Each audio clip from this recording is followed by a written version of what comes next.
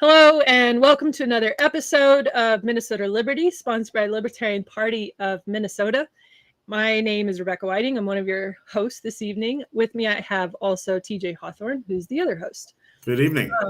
And I don't know, we just spent like the last 20 minutes talking behind the scene about a few things. We're like, we should just start the podcast. So here we are. This evening, we're going to talk about the Trump's address to Congress that just happened last night. We're also going to give a Defend the Guard update because our opponents, their narratives have been evolving. The more that we push back, the more they find justification to keep going on the path that they're going. So we're going to discuss a little bit about that and some things that have happened since then.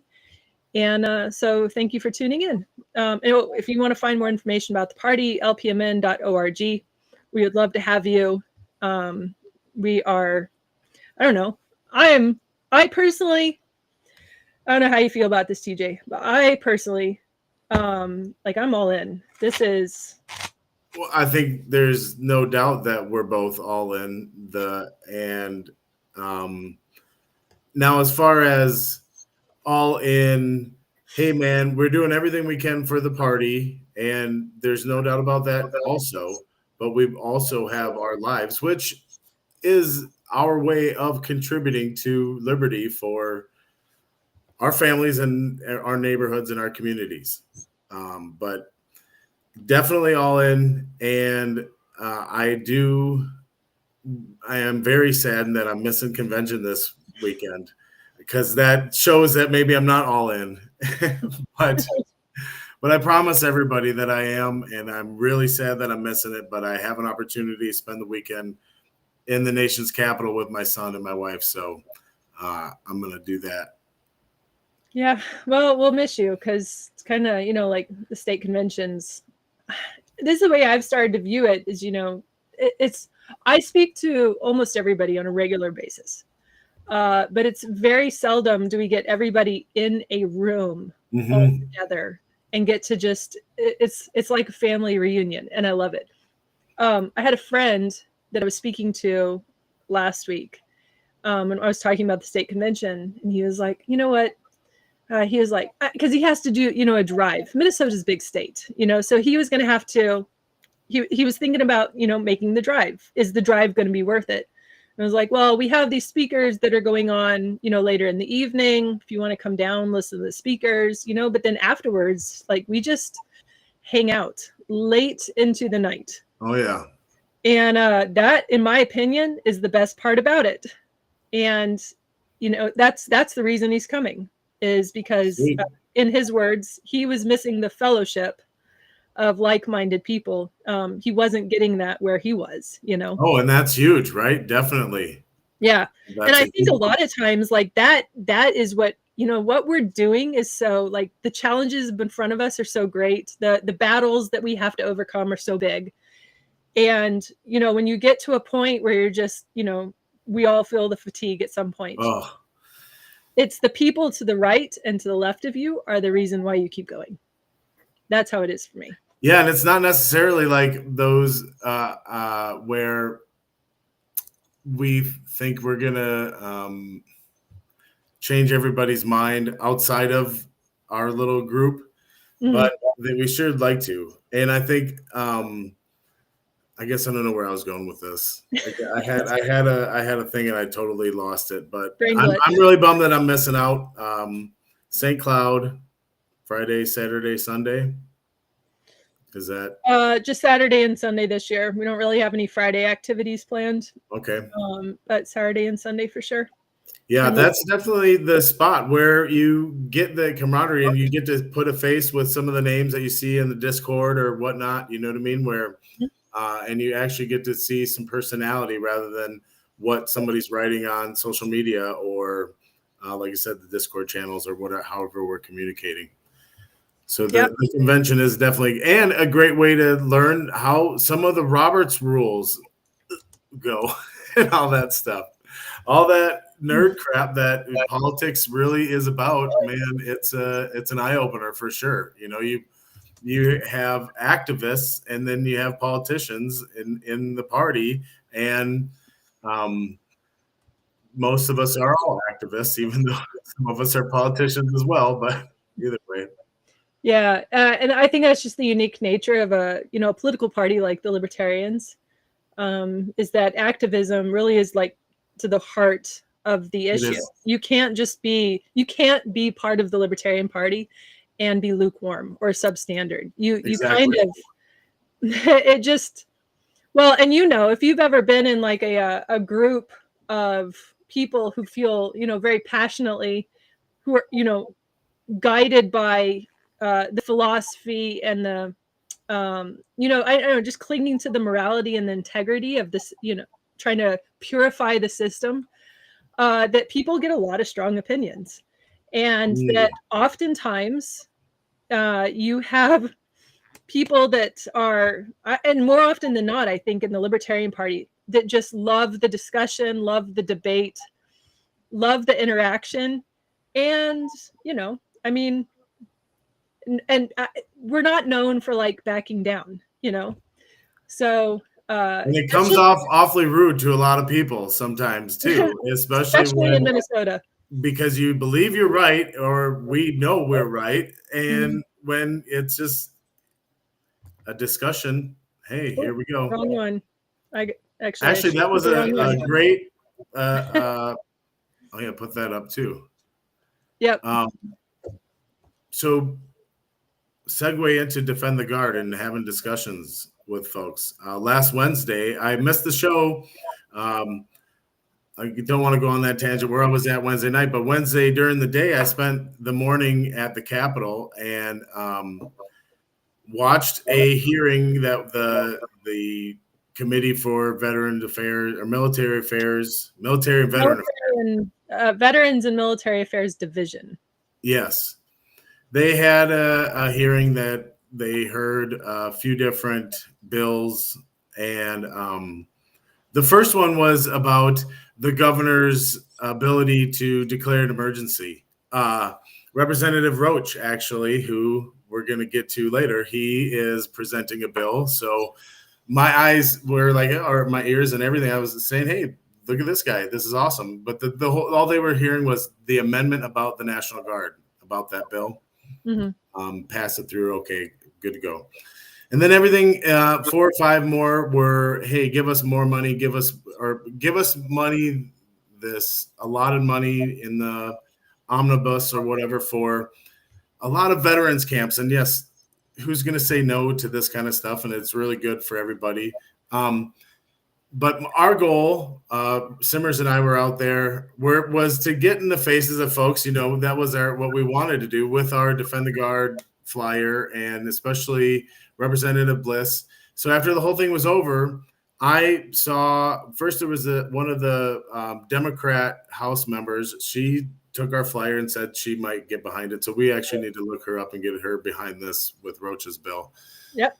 But then we went and I ran down this lieutenant colonel who I saw in that room, and then he was talking to Bliss actually when everything was over, and I kind of waited, but I didn't want to wait too long, and so so as he was going out, I ran him down, and so did Simmers. And here's what they told me. I started explaining it to him, and then they go, "Oh yeah, I'm very familiar with Defend the Guard. It's unconstitutional." And so I was like, "Wait a second.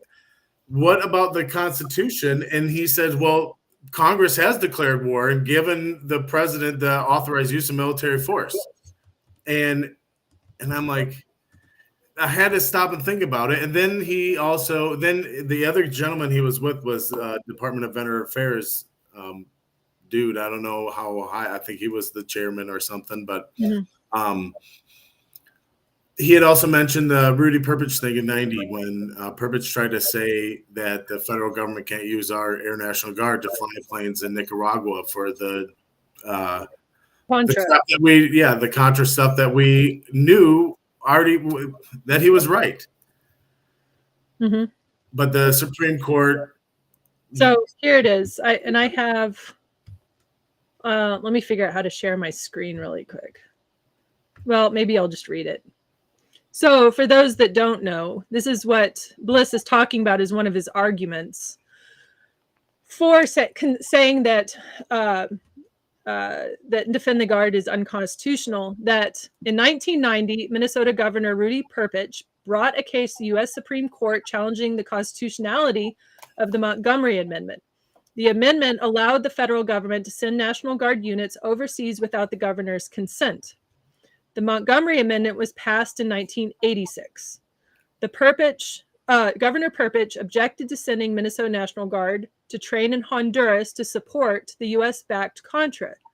Perpich argued the amendment violated the militia clauses of the Constitution. The Supreme Court ruled in favor of the federal government, finding that the Montgomery Amendment was constitutional.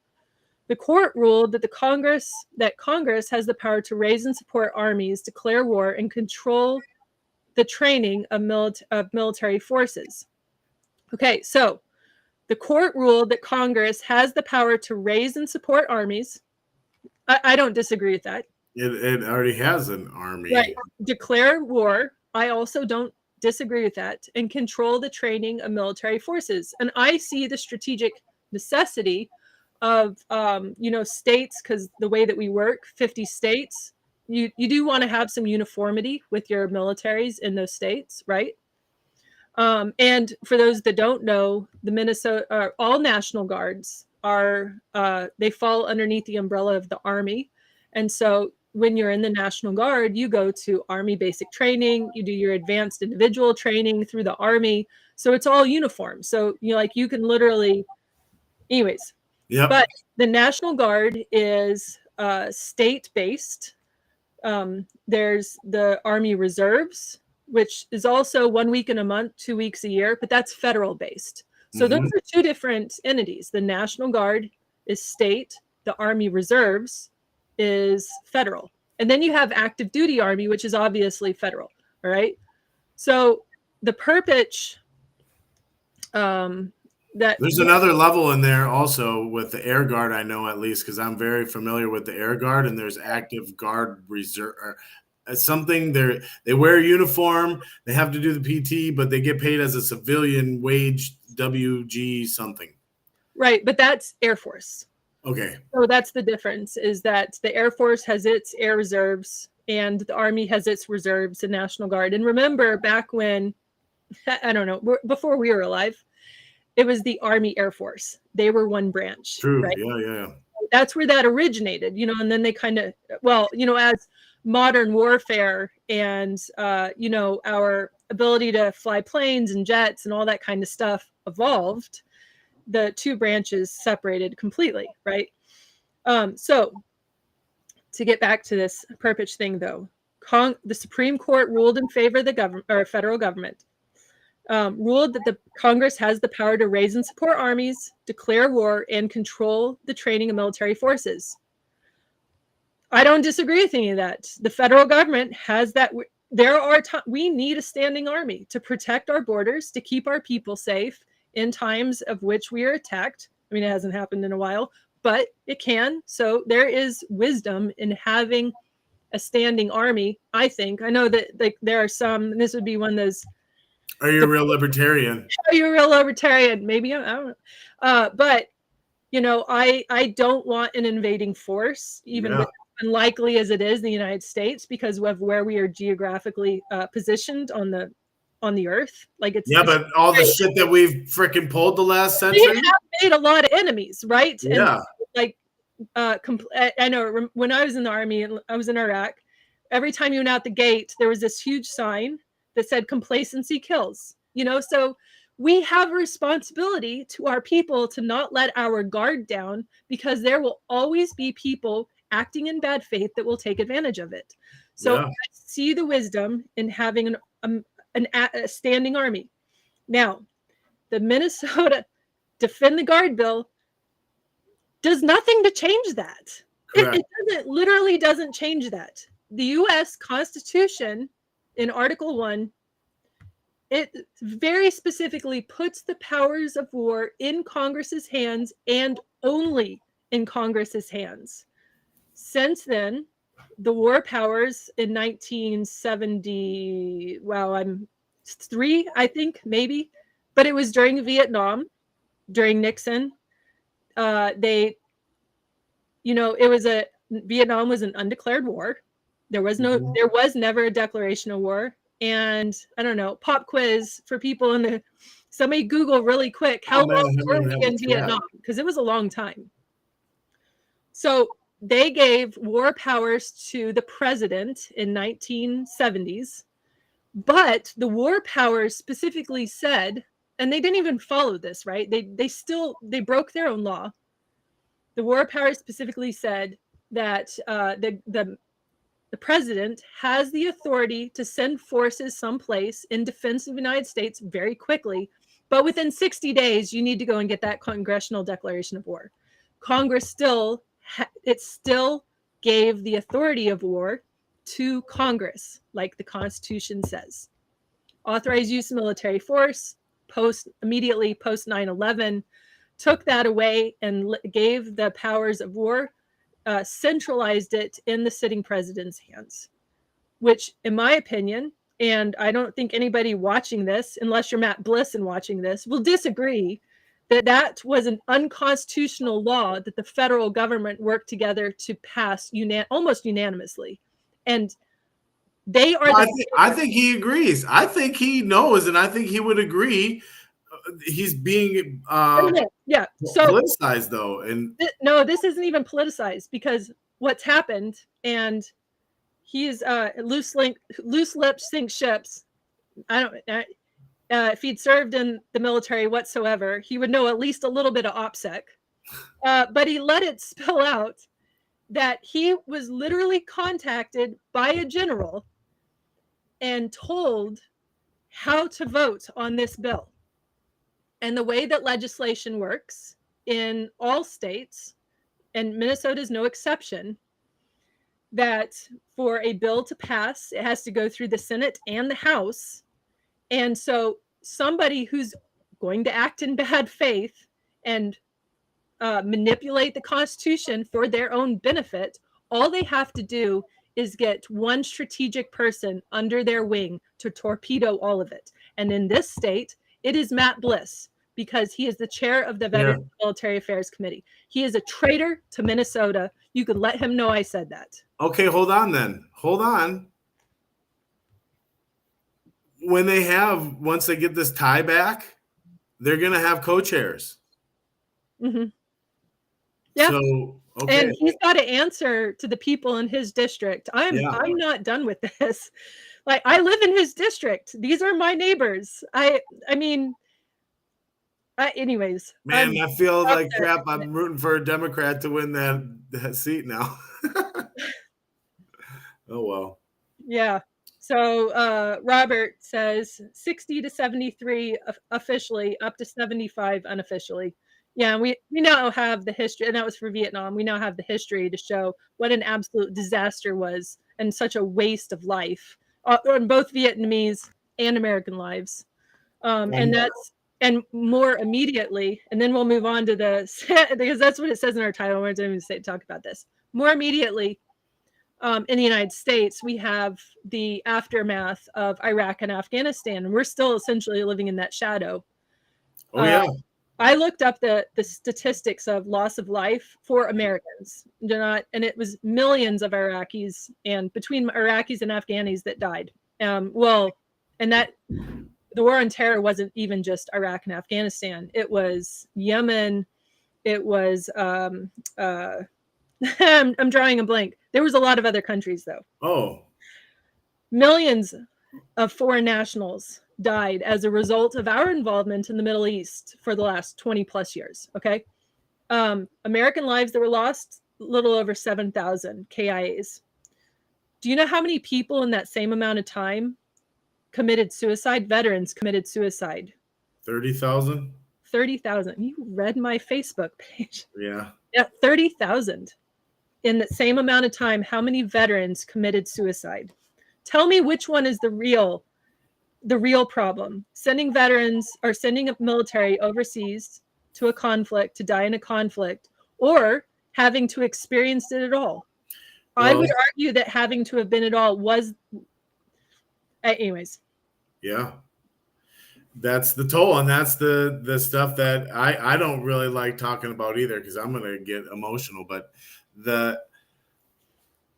I guess the shiny thing, right? What is it? And it's not a shiny thing, and it's not, it's an individual thing too. So you only hit impact with the stat like that, or the 22 vets a day and things like that, and it really does hit folks. And what gets me is how it hits them. It doesn't hit them in the way that we know it should. It hits them in, well, now I got to support everything veterans that are alive do, which turns into the over $1 million every year for the next 2 years that I saw go in 45 minutes in that committee. 45 minutes, and it was over $1 million for the next 2 years. Yeah. So they're more than willing to spend $500,000. So more than willing to spend money in veterans, support, but will do absolutely nothing to control the military-industrial complex and the misuse of the sacrificial nature of what it means to be part of the military. Period. Like they're unwilling to send people to put their lives at risk unnecessarily and experience the futility of war. But then when we get out and you're a civilian again and you're having a hard time, they're just like give you a pat in the back and say, here, but have this weekend, we'll pay for it. Yeah, but what about the next 60 years of your life that you have to live with what happened? Yes. What about that? Who's going to be there for that? It's not them. Yep, no doubt. No, that's the thing, is that was getting me going too, is the fact that you can be so motivated and look at what I'm doing.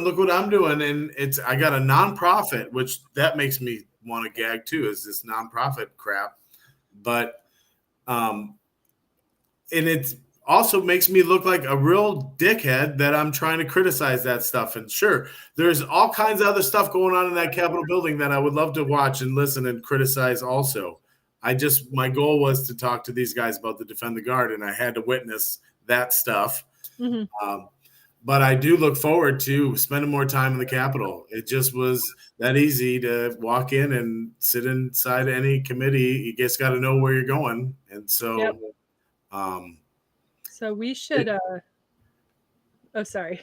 No, that's really bad habit of interrupting people. Nope. We need to move on to another topic, eh?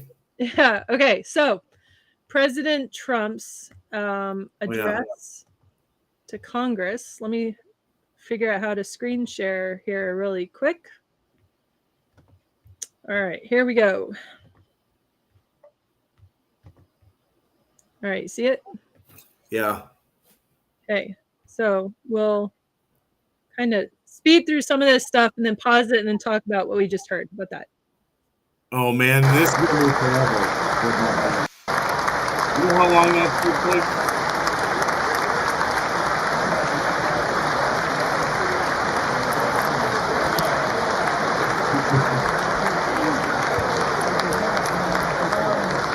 Here we go. I've lost a couple by accident, and a couple of them would need to be pulled.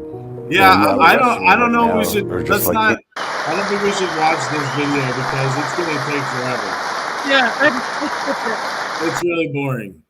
I watched it last night, and it was. I watched it tentatively until he started talking about the personal stories, which are great, and that was actually kind of a Democrat move.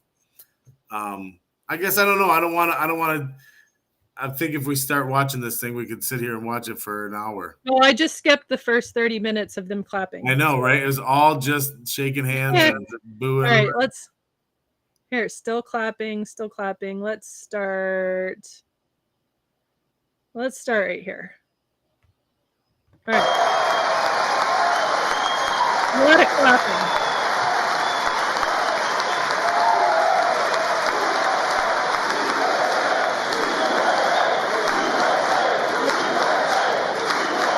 Hey.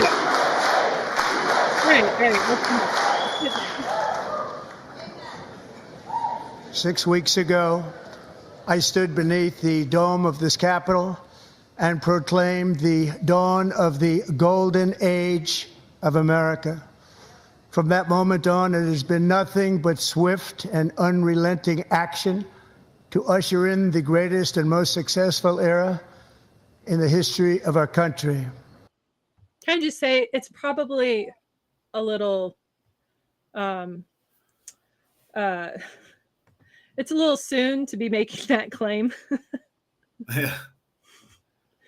Maybe let's wait a little bit of time before I make that claim. I don't know. Well, that's Trump. Yeah. We have accomplished more in 43 days than most administrations accomplished in 4 years or 8 years, and we are just getting started. All right, everybody stand up and clap. Dance.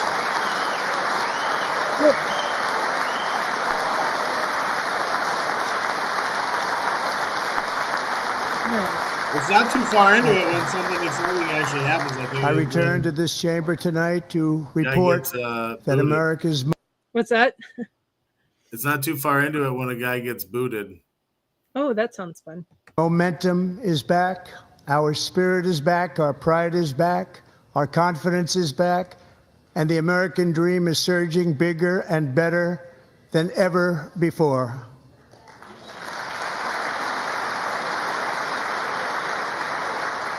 The American dream is unstoppable, and our country is on the verge of a comeback, the likes of which the world has never witnessed and perhaps will never witness again.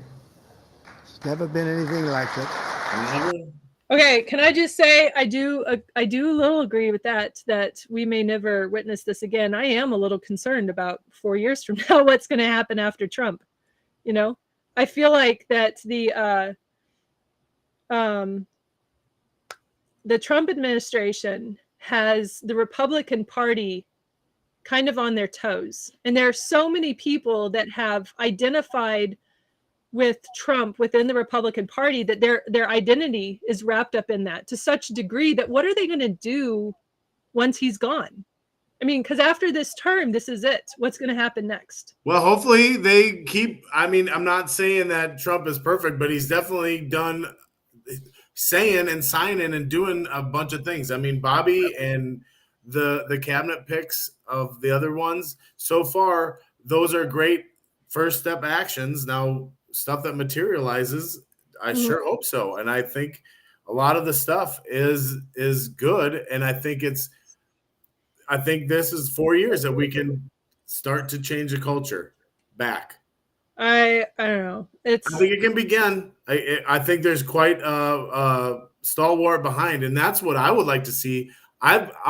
We should watch that other video of the 22 effing Democrat senators. Yeah, we'll watch the next. That crap. But anyways, I think folks are really waking up to the idiocy and all the idiocracy of what the Democrats have been trying to pull forever. And the Republicans are riding this wave right now. It's funny how Massey was like, yeah, they talk about all the savings with Doge, but then we're going to pass a budget and still freaking increase the deficit and still spend as much or more. I don't disagree that the things that they are like dismantling and, you know, like finding the corruption and the wasteful spending and that kind of stuff, I don't disagree that those are good things, right? I like that kind of stuff. However, my concern is that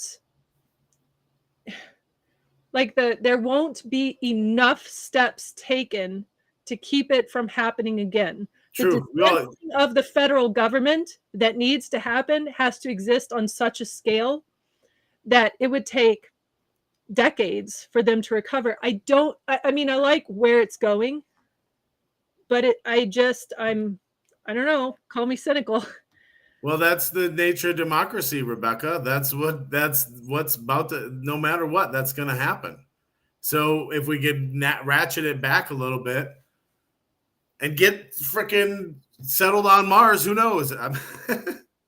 Make sure the World War III doesn't happen. That's number one. I don't know what Marty over here is trying to call everybody Democrat here, but I don't think you are using apple cider vinegar. Sorry. I'm pretty sure there aren't any Democrats. No. Here. If you think we're Democrats, you have misunderstood. Maybe you need to go shit. Let's school ya. Yeah. All right. So I think what I'm going to do is just mute when he. 100 to 525 on a map that reads almost completely red for Republican.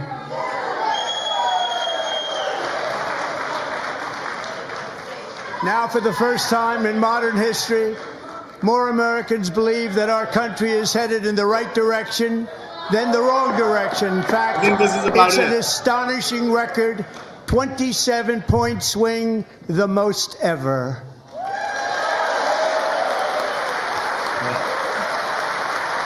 You see how Mike is looking? Yeah. Because he's about to put somebody out. Likewise, small business optimism saw its single largest one-month gain ever recorded, a 41-point jump.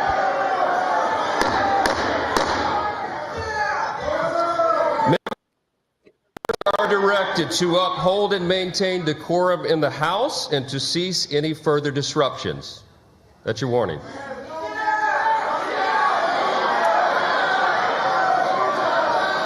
Members are engaging in willful and continuing breach of decorum, and the chair is prepared to direct the Sergeant-at-Arms to restore order to the joint session.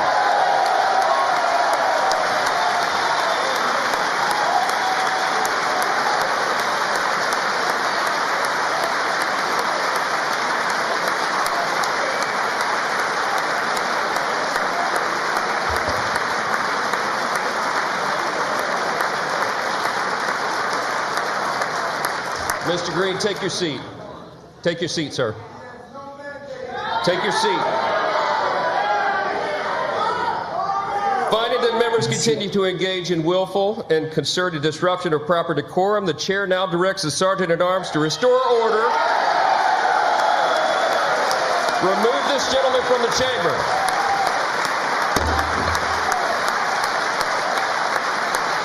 And then after that, we can pause it. Yeah. Actually, if you keep it on mute. Yeah. It's better. That was kind of the most exciting. But after that, folks, some Democrats who were piling out, and they had their signs. I don't know. It was a moment, I guess. Folks were into it. And it's obviously just Trump trying to say how much he thinks he's gotten done already, but maybe there's some planning ahead.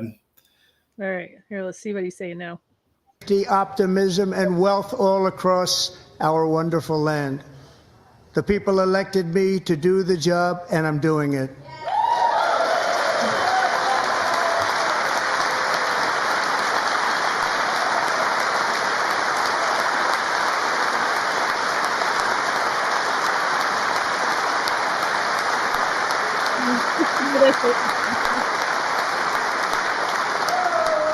In fact, it has been stated by many that the first month of our presidency is our presidency. Is the most. Okay. I'm sorry. First of all, this is just lasting a really long time. So we're just going to listen to it at this speed. And I don't know. Hey, hold on, Rebecca. Do you see that chat we just got? I'm having trouble paying attention to both. Hold on. I bet. What does the chat say? I am from Ukraine, and the greatest concern. I don't know. Should I show it? I don't know. I'll read it. I am from Ukraine, and the greatest concern of the entire Ukrainian people is the question: what punishment will Putin bear for invading a sovereign state, killing hundreds of thousands of people, and numerous war crimes? Because it is the answer to this question that will give an understanding of whether Putin will continue the military operation towards the West. In our opinion, I don't know. Kay, and sorry, I don't. So I'm just going to call you Kay. And I'm assuming that you're watching right now because you're commenting in the post. But I'm curious, did you watch the first 30 minutes while we were talking about the Defend the Guard legislation? So one of the founding principles of libertarianism is to really make sure that, peace is an answer. While I feel for the Ukrainian people in their, pursuit or their conflict against Russia. The United States getting involved at this point in time from a government point, and that's not to say like the people of the United States couldn't help support the Ukrainians through money or volunteering their time or going overseas and jumping in the conflict. People of the United States absolutely have the freedom to do that. But if we get our government involved, the people of Ukraine will pay. They'll be the ones that pay for it, because now you're looking at not just Russia as, I'm not sure I would consider Russia a superpower necessarily, but they do have the capacity, obviously, to be able to wage war for a long term. But if the United States government military gets involved, the country of Ukraine will just become rubble. And I can tell you that with certainty, that that's what the result will be, because that is exactly what we did in Iraq. And Afghanistan and Libya and Syria, and look it up. I mean, look at our history. That it's obvious that we need to get that out of the U.S. needs to get out of all this stuff. And that's where we're coming from our opinion. Now, but I guess the question was, what punishment will Putin bear? I think creating a sovereign state. Not trying to be. I disagree that somebody should be able to do that without any sort of accountability. That there has to be some, but that's got to originate from either the Russian people or the Ukrainian people that have been pulled into this conflict without their consent, because that's literally what has happened, is that they've been pulled into this conflict without their consent. And that it's not fair. I'm trying to think of the consequences that any of the U.S. presidents faced while we invaded sovereign nations. None. And I have a problem with that also. Yeah. I also have a problem with that. Coming from an American, what could you expect? Why should there be any consequence to that? Now, also being called a Putin apologist or Putin plant or whatever you want to call, whatever name they want to call us, for saying that the provocation was there. Like, he was provoked to defend himself. And just like any one of us would defend ourselves, at that scale, I don't think he should have done everything that should have went the way I'm not in that spot. To me, it doesn't. When you're so far into a conflict as where they are right now, this is totally getting off the address. That,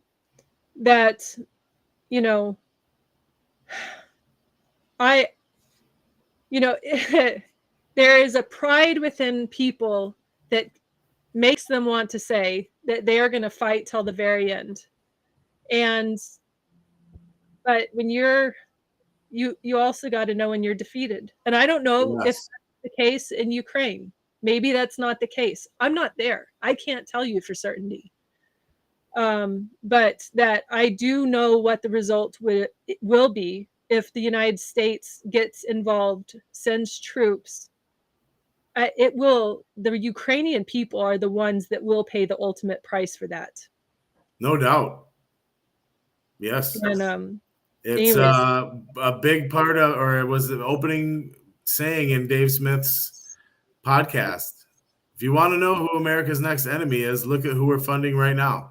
And it's just going to turn into who knows what. I pictured Ukraine, their goal, the warmongers and the hawks, and their goal is just to make it another Afghanistan, to have the constant war and constant having something going on. Well, so this was something that I was thinking about, because, we talk a lot about Ukraine and Russia, and this is still, it's getting completely off here, but I think this is a way better topic than watching this guy, honestly, Rebecca. I don't know. I was enjoying it, doing it at twice the speed, though. That was kind of fun. That was cool. But world wars, and only in the last 100 years, little over 100 years, have we experienced war to a global scale. Prior to that, the world couldn't really engage in that because we didn't have the capacity to. You know what I mean? That your ship sailed across the ocean and it was very slow. You know, you had musket balls in your guns that you had to, you know, repowder and redo, and then you fired one, and then you did it again and you fired one, or hand-to-hand combat. All of this slows down war. Okay. Then World War I happens. And by that time, the automobile has been invented. You know, you have it's very basic planes, not compared to what we have today, but they did have them. So for the first time, people are flying through the sky and able to drop bombs and shoot people from the sky. And they were never able to do that in war before. And then United States gets involved in World War I. Prior to the United States getting involved in World War I, there was no progress being made in Europe versus one side or the other side. Right. The United States being involved tipped the scales to the French and the English's favor, right? And that's why Germany lost. The result is that Germany, through the Treaty of Versailles, right? Was it Treaty of Versailles? Yeah, yep, that was Treaty it. of Versailles. Germany had to pay for all the everything for World War I, and didn't have the money to do it. So they started overprinting money, which caused hyperinflation. It was like 6,000% inflation, something like that in Germany. It was insanity. Yep. So now their people are living in poverty, which paved the way to Hitler and World War II. Now think about this.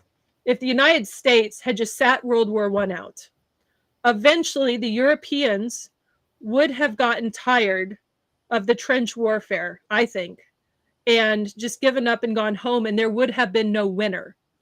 Because there would have been no winner, Germany would have had to have paid its own cost. France would have had to have paid their own costs. The English, their own costs. Germany wouldn't have had to shoulder it all by themselves. And that's a timeline that, yes, what could have been, right? There's also the part where, you know, Churchill or not Churchill, but what's his face in the war guarantee for But Poland. all of that happened as a result because of World War I. You know, Right. So my concern is with European involvement, especially multiple countries, Western Europe and Eastern Europe, is that this is exactly the scenarios that led to the first two world wars. The Third World War, if it ever comes to that, now we have capabilities that didn't even exist back then, which man. I mean, how we won World War II is by dropping nukes on Japan.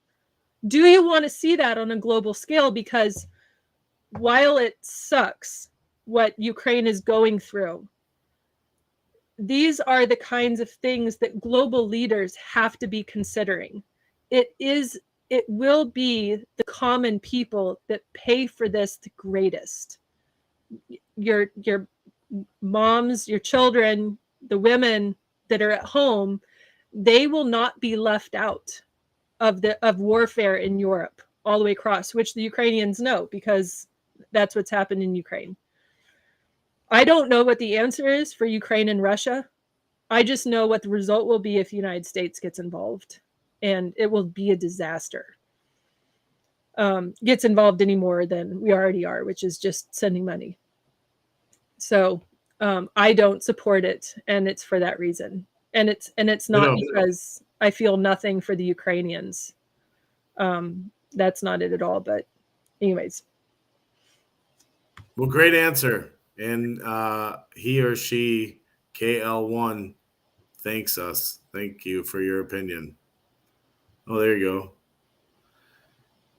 go. Honestly, so the question is, reading this. Yeah, I'm just going to put this up here. Yeah, dude, that's a great question there. Do you think there would have been Russian invasion if we hadn't give up our nuclear weapons? No, I don't think there. I don't think that Russia would have invaded if you had nuclear weapons. I think that they would have considered twice, and I think that was a very poor decision. And the people that talked that talked Ukraine into that. Anyways, although it's nice that everybody great. got rid of the nuclear weapons. What's that?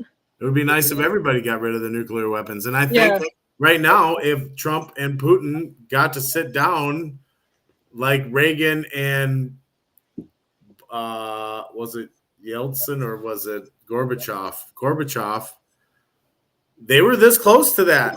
As far as I read once before, that they were that close to getting rid of all the nukes. Well, that's the thing, is the American government's never going to. Don't trust them if they say they are. They're not going to. Exactly. I think that's how Russia would do the same too, but maybe enough to where you got to really kind of hide them a little bit more than a little grass on top of a mound in the middle of Missouri. Okay. Let's do you want to watch a little more of Trump at double speed? And then let's watch too. All right, let's see where we're at here. You know what? I'm just going to pick a topic or like pick a point in this. It was, if you see there's a spot where he made a little kid a Secret Service agent. He was a cancer patient, I guess. Okay. And so a lot of folks on social media are talking about it, that the Democrats won't even stand up and clap for that. And the nitpicking annoys me. Here, all right. Dang, you're clapping really fast. Oh, here. Countries and companies, they're really, really in a bad position in so many different ways. They're uninspected. They may be very dirty and disgusting, and they come in and they pour in, and they hurt our American farmers. The tariffs will go on agricultural product coming into America, and our farmers starting on April 2nd. It may be a little bit of an adjustment period. We had that before when I made a deal with China, $50 billion of purchases, and I said, just bear with me. And they did. They did probably have to bear with me again, and this will be even better. That was great. The problem with it was that Biden didn't enforce it. He didn't enforce it. $50 billion of purchases, and we were doing great, but Biden did not enforce it, and it hurt our farmers. But our farmers are going to have a field day right now. So to our farmers, have a lot of fun. I love you too. I love you too. Okay. Oh, I didn't mean to do that. All right. Let's talk about that, and then we'll move on to the next thing. So yeah, April 2nd, reciprocal tariff. I had notes here. Reciprocal tariffs start April 2nd, not April 1st. He's too superstitious, but whatever they tariff. Why is superstitious? Well, so actually, think about this. Is this a great way to just have free trade? If it's reciprocal, how about they all just say stop?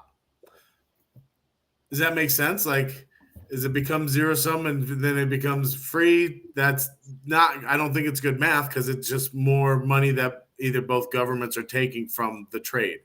That's really what it becomes. If it's reciprocal, it's not becoming free and even. It's actually just raising the thing, and all this is going to the two governments. So if you think about it, it's whatever. Reciprocal trades. I will not pretend to understand that I get it to the full degree of tariffs and all that kind of stuff. I mean, we do ag things. So like when he's talking about the agriculture, the farms that send their products overseas, those are like your corporate.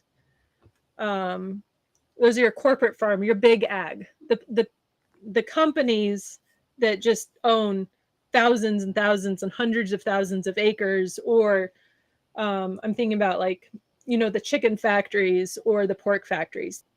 They oftentimes send their meat, whether it's pork or chicken or beef or whatever it is, they send it to China to get it packaged. Did you know that? Like frozen? Yeah, they slaughter the animal and they send the meat overseas to China to have it packaged. A lot of your like Tyson chicken, look at the bag. It's done in China. So when you're talking about like tariffs, that's so disappointing. Yeah, that's so. Don't get me started on big ag. We'll be here longer than talking about the anti-war stuff. But that's what happens. So these big, huge corporate factory farms, they send all of their products overseas to be packaged in China. Because how does that make any sense? because it is so cheap. Labor is so cheap in China that it costs them less to ship it overseas, package it, and ship it back. That makes zero sense. You could build it is. Because it doesn't seem like it's that labor intensive to package meat. Oh, it is though.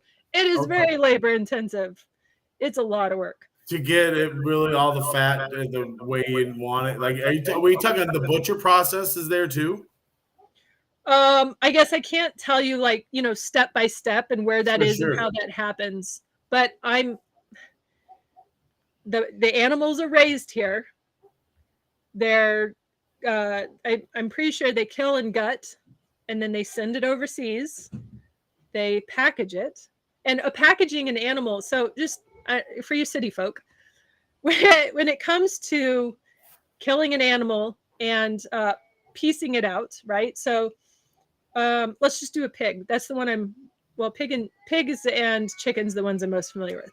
But for a pig, you gut it, or you bleed it basically, and then you gut it, and so you're getting all the blood out and getting all the guts out.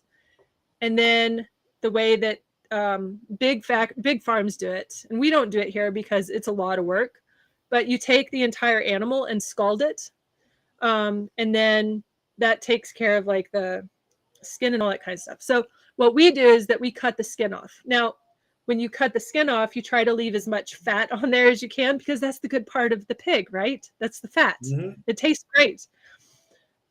So when you're skinning it, your bacon, your ribs, you either get hams or you get, the pork loins. All of these are certain parts of the pig. So you have to know how to cut a pig into pieces to be able to get all that stuff. That's the butcher that knows that stuff. Right. So they send the animal overseas, they cut it up. If it needs to be ground, they grind it and put it in, those tubes, and they send it back. So it's all processed and packaged overseas. That seems ridiculous. But that's just an example of how cheap it is. Labor is so cheap. And it's labor, or is it the regulations and stuff that? Well, it's probably both, and it's probably why one of the reasons why labor is so cheap in China. Yeah, is it's a lot less regulated than it is here. I can't even sell an animal I have grown and processed and killed and gutted and skinned and packaged into paper bags. I can't, in the United States, I can't sell my own pig, who I did from start to finish, to you legally. Yeah, that needs to change. That really that bothers me a lot. So small ag farmers, we can't process our own animals and sell them legally. But the regulations are such that it's cheaper, and labor, it's cheaper to ship it all the way to China, have them take care of it, put it into bags, paper, whatever. What is the local like? So when you're talking about tariffs, though, that's where the tariffs, like having it, overseas back and forth, tariffs are going to play a big role in that. And I think one of the intentions of this is that if you are trying to incentivize people to stay in the United States, you make it too costly to send overseas to do it someplace else, right? Yeah.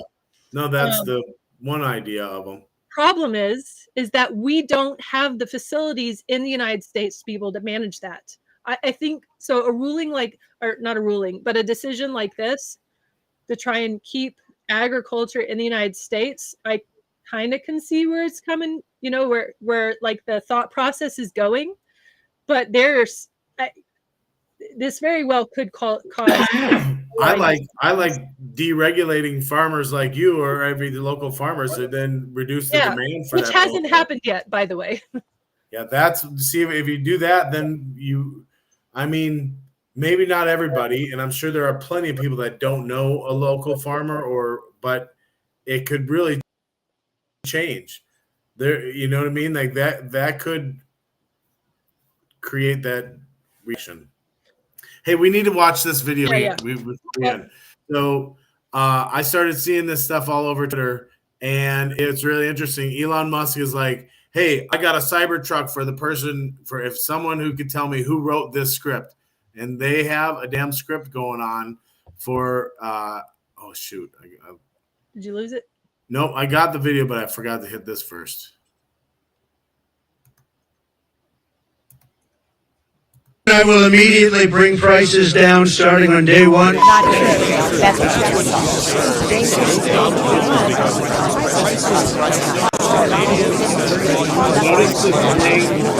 Videos in there called implementing.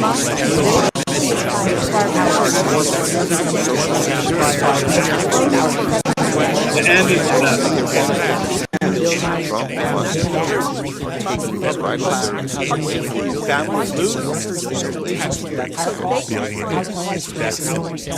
Their families off simply That is the truth. That is the truth. I don't see how anybody can see those kinds of things and still be in such a what is it, cognitive dissonance? Is that hold on? And then just be like, no, everything is working as it should. This is totally normal. This is just spontaneous, as if these people aren't all being controlled by a puppet master. I love that everybody's recognizing it too, and it's getting shared like crazy. That look at how idiotic these folks are, and they really think. And man, it's just, I don't even know how to say. Like, do you really think we're that dumb? And yeah, they do. That's the problem. No, they really do think that we are stupid and that they have to do what they are doing to save us. They really do believe we are stupid. That's the elitist arrogance. You know, it's the I can't remember, Elizabeth Warren. Remember her when RFK was doing his confirmation, and she was so mad, she was jumping over, like not jumping over, okay, but she was like leaning over, like mad, like screeching about his it was about, she wanted him to commit to not suing pharmaceutical companies. But you know why she didn't want him to sue pharmaceutical companies? Because she's getting millions of dollars of kickbacks from pharmaceutical companies. How do they? Well, I know how they get elected. It's the same reason that Klobuchar and Tina Smith get elected in Minnesota. It's just, it's gross. They're disgusting. And there are so many people, there are enough people that are falling for it, that it just keeps happening. I know that, you know what, it's probably one of the first things I said on this show when we first started doing this a long time ago, is my belief, and this is right away, it's full circle to what we started with, is why I'm all in, is because I believe that it is ratcheting, that ball, that cloud of idiocy of just all these folks, and it's the left, it's the Democrats. Granted, there are plenty of them on the right that still need to fall into our path, but they're still doing a lot of things right now that, hey, I can get behind. But it's just unreal how blind these folks are. We just got another response. Grateful. Well, I wish you peace and harmony as well, KL1.